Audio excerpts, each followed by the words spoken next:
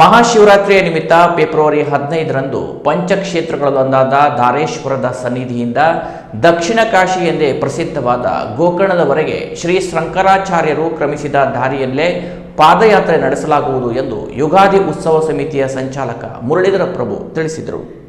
ಶಂಕರಯಾನ ಕಾರ್ಯಕ್ರಮದ ಬಗ್ಗೆ ಕರೆಯಲಾದ ಸಭೆಯಲ್ಲಿ ಮಾತನಾಡಿದ ಯುಗಾದಿ ಉತ್ಸವ ಸಮಿತಿಯ ಸಂಚಾಲಕ ಮುರಳೀಧರ ಪ್ರಭು ಅವರು, ದೇವರನ್ನು ವಾಹನದಲ್ಲಿ ಹೋಗಿ ಕಾಣುವುದು ದರ್ಶನ, ದೇವರತ್ತ ನಡೆದುಕೊಂಡು ಹೋಗುವುದು ಸಾಧನೆ, ಅದರಲ್ಲಿಯೂ ಶಂಕರರ ದಾರಿಯಲ್ಲಿ ನಡೆದು ಶಿವನನ್ನು ಕಾಣುವುದು ಜನ್ಮ ಜನ್ಮಗಳ ಪುಣ್ಯ. ಇದು ದೈಹಿಕ ಯಾತ್ರೆಯಷ್ಟೇ ಅಲ್ಲ, ಇದು ಅಹಂಕಾರ ತ್ಯಜಿಸುವ ಪಥ, ಭಯ ಬಿಡುವ ನಡೆ, ಆತ್ಮ ಸತ್ಯವನ್ನು ನೆನಪಿಸುವ ಯಾನ. ಈ ಮಹಾಕಾರ್ಯಕ್ಕೆ ಕುಮಟಾದ ಯುಗಾದಿ ಉತ್ಸವ ಸಮಿತಿ ಭಕ್ತಿಪೂರ್ವಕವಾಗಿ ಮುಂದಾಗಿದೆ.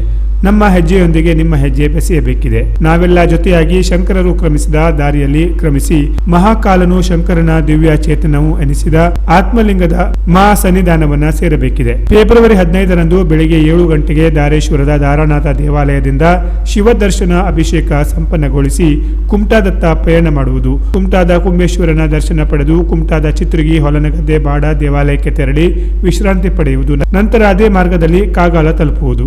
ಮಧ್ಯಾಹ್ನ ಕಾಗಾಲದ ಮಠದಲ್ಲಿ ವಿರಮಿಸುವುದು. ಅಲ್ಲಿ ಶಿವರಾತ್ರಿಯ ಮಹತ್ವದ ಕುರಿತು ಉಪನ್ಯಾಸ ಭಜನೆ ಹಮ್ಮಿಕೊಳ್ಳಲಾಗುವುದು.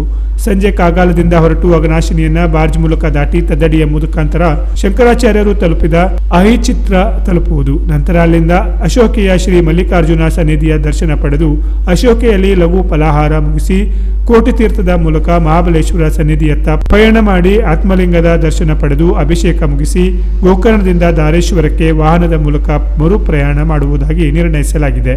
56 ಕಿಲೋಮೀಟರ್ಗೆ ಒಮ್ಮೆ ವಿಶ್ರಾಂತಿ ಹಾಗೂ ಅಲ್ಲಲ್ಲಿ ಅಲ್ಪೋಪಹಾರ ಹಾಗೂ ಪಾನೀಯ ವ್ಯವಸ್ಥೆ ಮಾಡಲಾಗಿದೆ. ಸ್ವಂತ ವಾಹನದಲ್ಲಿ ಬರುವವರು ಬೆಳಗ್ಗೆ ಧಾರೇಶ್ವರದಲ್ಲಿ ವಾಹನ ನಿಲುಗಡೆ ಮಾಡಿ ಹೊರಡಬೇಕು.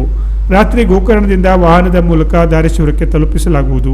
ಪಾದಯಾತ್ರೆಯ ಜೊತೆ ವಾಹನವೊಂದು ಸಾಗಲಿದ್ದು ವೈದ್ಯಕೀಯ ನೆರವಿನ ವ್ಯವಸ್ಥೆ ಇರಲಿದೆ. ವೈದ್ಯರು ನಮ್ಮ ಜೊತೆಯಲ್ಲಿ ಪಾದಯಾತ್ರೆ ಮಾಡುವ ಆಸಕ್ತಿ ತೋರಿದ್ದಾರೆ ಎಂದು ಅವರು ವಿವರಿಸಿದರು.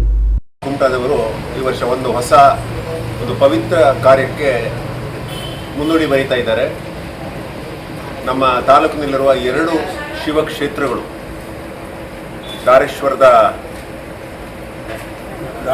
ದಾರಾನಾಥ ದೇವಾಲಯ ಮತ್ತು ಗೋಕರ್ಣದ ಮಹಾಬಲೇಶ್ವರ ದೇವಾಲಯ ದಕ್ಷಿಣ ಕಾಶಿ, ಇವೆಲ್ಲರನ್ನ ಜೋಡಿಸಬೇಕು, ಇವರ ಜೊತೆ ಸಂಪರ್ಕ ಇಡಬೇಕೆಂಬ ಉದ್ದೇಶದಿಂದ ನಾವು ಮುನ್ನುಗ್ತಾ ಇದ್ದೇವೆ, ಮುಂದಡಿ ಇಟ್ಟಿದ್ದೇವೆ.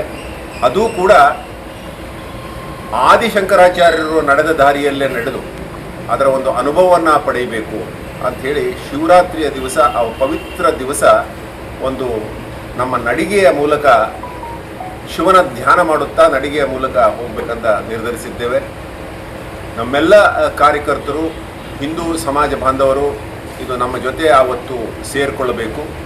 1000 ಸಂಖ್ಯೆಯಲ್ಲಿ ನಾವು ಧಾರೇಶ್ವರದಿಂದ ನಡೆದು ಮಹಾಬಲೇಶ್ವರನ ಸನ್ನಿಧಿಯ ತನಕ ನಡೀಬೇಕು ಎಂಬ ಉದ್ದೇಶ ನಮ್ಮದು.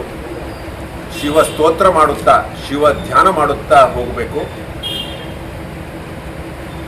ಅಂದಾಜು 29ರಿಂದ 30 ಕಿಲೋಮೀಟರ್ ಇದು ಯಾತ್ರೆ. ಬಹಳ ಕಷ್ಟದ್ದು ಅಲ್ಲ. ಎಲ್ಲರೂ ಒಟ್ಟಾಗಿ ನಡೆದಾಗ, ಒಟ್ಟು ಹುಮ್ಮಸ್ಸಿನಿಂದ ನಡೆದಾಗ ಇದು ಬಹಳ ಸುಲಭವಾಗಿ ದೈವಿ ಸಾನ್ನಿಧ್ಯ ನಮಗೆ ಸಿಗುವಂಥ ಒಂದು ನಡಿಗೆ ಇದು ಅಂತ ನಾನು ಹೇಳಲು ಬಯಸ್ತೇನೆ. ಧಾರೇಶ್ವರದಿಂದ ಬೆಳಿಗ್ಗೆ 7ವರೆಗೆ ಹೊಂಟು ಕುಮಟಾದ ನಮ್ಮ ಕುಂಬೇಶ್ವರನ ದರ್ಶನ ಮಾಡಿ ಅಲ್ಲಿಂದ ಮುಂದೆ ಕಾಗಾಲ್ ಸೇರಿ ಕಾಗಾಲ್ದಿಂದ ಬಾರ್ಜ್ ಮೂಲಕ ತದಡಿಯ ಆಚೆ ದಂಡೆ ಸೇರಿ ಅಲ್ಲಿಂದ ಅಹಿಛತ್ರ ಅಲ್ಲಿ ಶಂಕರರು ಆದಿಶಂಕರರು ಬಂದಿದ್ದರೋ ಮಲ್ಲಿಕಾರ್ಜುನ ಸನ್ನಿಧಿಯಲ್ಲಿ ದರ್ಶನ ಮಾಡಿ ಅಶೋಕೆಯ ಮುಖಾಂತರ ಕೋಟಿ ತೀರ್ಥದ ಮುಖಾಂತರ ನಾವು ಶ್ರೀ ಗಣಪತಿಯ ಮಹಾಗಣಪತಿಯ ದರ್ಶನ ಮಾಡುತ್ತಾ ಮಹಾಬಲೇಶ್ವರನ ದರ್ಶನ ಪಡೆಯುವುದು ಈ ಒಂದು ಕಾರ್ಯಕ್ರಮದ ವಿವರ. ಎಲ್ಲಿಗೂ 6ರಿಂದ 7 ಕಿಲೋಮೀಟರ್ಗಿಂತ ಹೆಚ್ಚು ನಡಿಗೆ ಇಲ್ಲ. ಮಧ್ಯದಲ್ಲಿ 4 ವಿರಾಮಗಳನ್ನು ನಾವು ಕೊಡ್ತಾ ಇದ್ದೇವೆ. ಹೀಗಾಗಿ ಎಲ್ಲರೂ ಯುವಕರು, ಪ್ರಾಯ ಆದವರು ಭಾಗವಹಿಸಬಹುದು ಅಂತ ನಾವು ಹೇಳ್ತಾ ಇದ್ದೀವಿ. ನಮ್ಮ ಜೊತೆ ಉತ್ಸಾಹಿ ವೈದ್ಯರು ಇರ್ತಾರೆ, ವಾಹನವೊಂದು ಇರುತ್ತದೆ, ಎಲ್ಲ ಸೌಕರ್ಯವನ್ನು ಒದಗಿಸಲಾಗ್ತದೆ. ಬೆಳಿಗ್ಗಿನ ಉಪಹಾರ, ಮಧ್ಯಾಹ್ನದ ಉಪಹಾರ, ರಾತ್ರಿಯ ಫಲಹಾರ ಕೂಡ ವ್ಯವಸ್ಥೆ ಮಾಡಲಾಗಿದೆ. ಇದಕ್ಕೊಂದು ಯಾವುದೇ ಶುಲ್ಕವೂ ಇಲ್ಲ. ಇದೆಲ್ಲವನ್ನು ಯುಗಾದಿ ಉತ್ಸವ ಸಮಿತಿ ಭರಿಸ್ತದೆ. ಹೆಚ್ಚಿನ ಸಂಖ್ಯೆಯಲ್ಲಿ ತಾವು ಬಂದು ಒಂಥರ ಈ ನಮ್ಮ ತಾಲೂಕಿನಲ್ಲಿ ಒಂದು ಸಂಚಲನ ಉಂಟು ಮಾಡಬೇಕು. ಶಿವರಾತ್ರಿಯ ಒಂದು ಏನಿದೆ ಆ ಮಹತ್ವವನ್ನು ನಾವು ಜನರಿಗೆ ತಿಳಿಸಬೇಕು. ನಮ್ಮ ಹಿಂದೂ ಸಮುದಾಯ ಒಂದ್ಸಲ ಎಚ್ಚೆತ್ತುಕೊಳ್ಬೇಕು ಎಂಬ ಉದ್ದೇಶದಿಂದ ಮಾಡ್ತಾ ಇದ್ದೇವೆ. ಈ ಸಂದರ್ಭದಲ್ಲಿ ಗೌರವಾಧ್ಯಕ್ಷ S G. Nayak, Arun Hegde, G S. Hegde, S V. Hegde, Suresh Bhat, M K. Shanbhag, Gajanan Kini, B N K. Nagaraj, Jayadev Balagandi, Chinmayi, Purnima Kamath, Sheetal Bhandari, Vinuta Sudha Shanbhag, Jaya Shanbhag, Shobha Bhandari, Malathi Shanbhag ಹಾಗೂ ಇತರರು ಇದ್ದರು. Canara plus news, Kumta.